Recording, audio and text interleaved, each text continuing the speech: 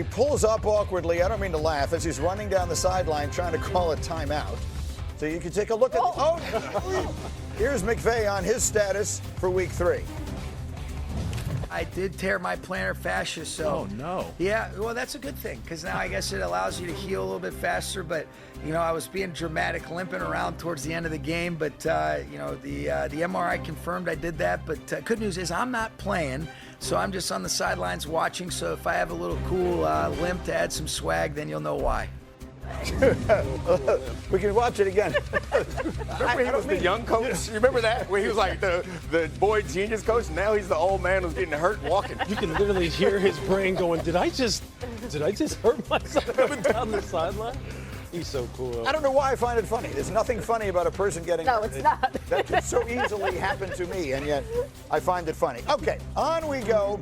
We hope McVay recovers quickly, which leads us to a new feature called Hope or Nope. I'll ask a question, and we'll get an answer from Kmart. The 0-2 Jets. Hope or nope? Randy, you already know what I'm going to say. Hope. Now, granted, I was in the building for that, and that performance was not good. But the conversations that I've been having with people, like these Jets, they said in week 1 kind of reminded them of the Bills when they first started. They have the continuity. They have to build it from the ground up. If you thought that this Jets team with Aaron Glenn was just going to take off in year 1, you haven't been paying attention. They do need time. I think things will get better. It's just Jets fans like yourself are sick of waiting. But people keep asking me what I thought of it. I will say this.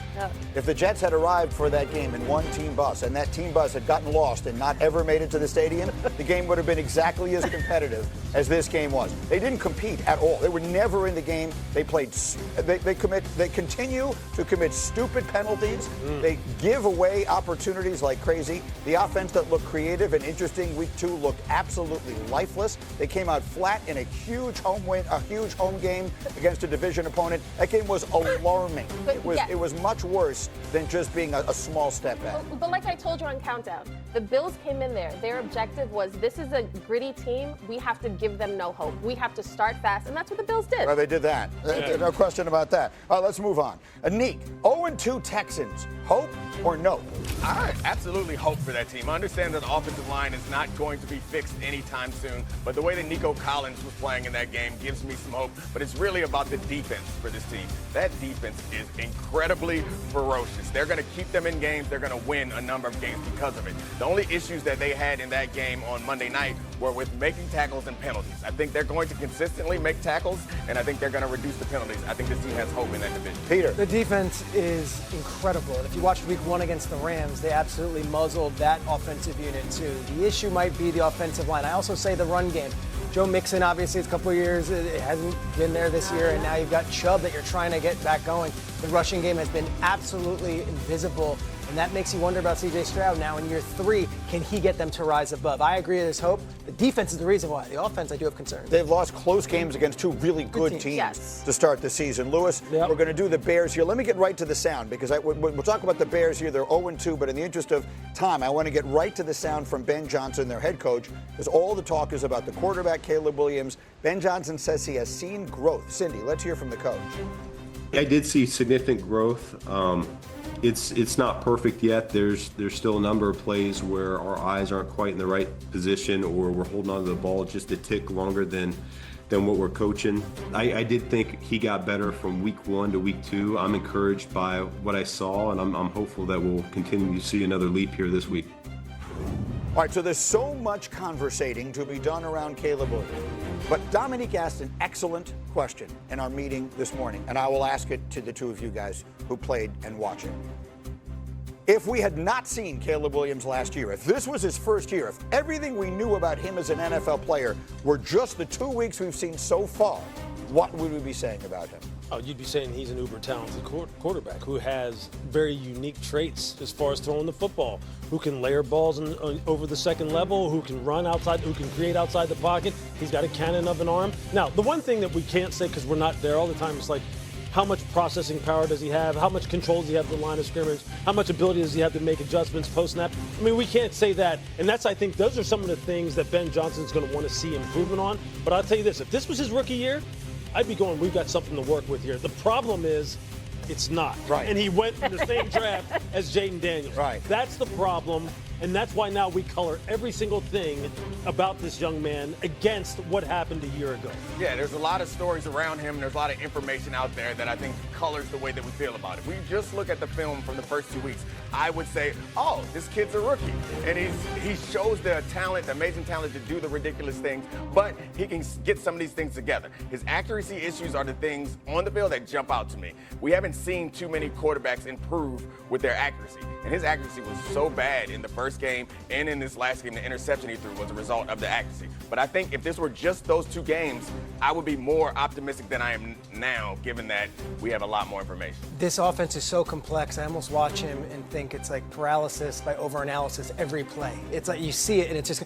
I also think that there is a long season to be played, and this is just the second week. And he's played against 2 awesome teams. A team that was on fire with the Lions, obviously in week 2, and then week 1 with the Vikings, who won 14 games. I will say this, getting to know Caleb a little bit, I don't think he listens to the noise. I think he's one of these free spirits that's in his own little world where it's every negative or positive. He's not one that's going to start saying, oh gosh, the Chicago media pressure is getting to me. He is on his own path, and he's got to be the one that rises above here. But I do believe there is certainly hope, and there have been some great signs because he has thrown some incredible passes through 2 weeks. I think if you expected this team, this quarterback, to look amazing from the jump, I think your expectations were a little high.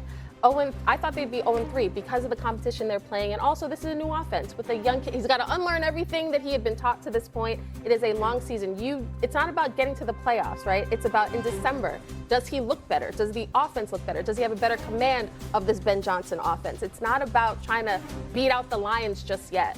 You know, all the things that we just saw in that rip of plays of him, like misfiring, especially the clean pocket misfires, that isn't really representative of how he played the entire football game. He had some spectacular throws in that game that were not just physical, but they were also showing a high degree of football intellect. I think the kid has a lot of, we got to be patient with this. Again, last year colors everything. That's what happens. Give him some time. Patience over panic. Yeah. The question is, do we have that feeling in Kansas City, too? The Chiefs had some baseball. How about some football? How about some teams off to surprising 2-0 starts? Kimberly Martin, which team has you surprised early this season? Greeny, for the first time in forever, the Bengals are 2-0. And they don't have their quarterback. What is happening? We're only in week 3, no Joe Burrow. I don't know what Bengals fans can do. It's early in the season, yes. Browning, he can be a serviceable backup. Can this team kind of survive 3 more months without Joe Burrow? We'll see, but this is just devastating. Lewis, there are people who will think that their season is done. The Bengals are done. Any hope you had of there being a legitimate deep playoff run contender are now over. Are you one of those people? Yeah, probably so. Only because, look, as much as Jake Browning is someone who came into this football game last week and actually had some real key 4th down conversions late in that football game, and looks like someone who is built for that kind of moment, but not a sustained moment. That's what this is about. Can they sustain this over the course of 17 games? And I'm afraid that they're not going to be able to without Joe being there. Devastating loss. Almost no team. Actually, let me reframe that. No team could overcome losing their quarterback for the entire season if they're that quarterback dependent. Peter, how about another 2-0 team that has you surprised? Look, in the NFC, you've got some big heavyweights in the Packers and the Eagles and the Rams and the Buccaneers. How about the 49ers, 2-0, quietly, and doing so with defense and big stops when needed, both against the Seahawks on the road and against the Saints in their building. They found a way to get the big stop when it was needed. Schedule is favorable. Salah's fired up. The Niners are 2-0. And Nick, they're doing it with a variety of injuries, but unlike the Burrow one, these guys are coming back, right? Ultimately, Kittle is coming back. Purdy will be coming back.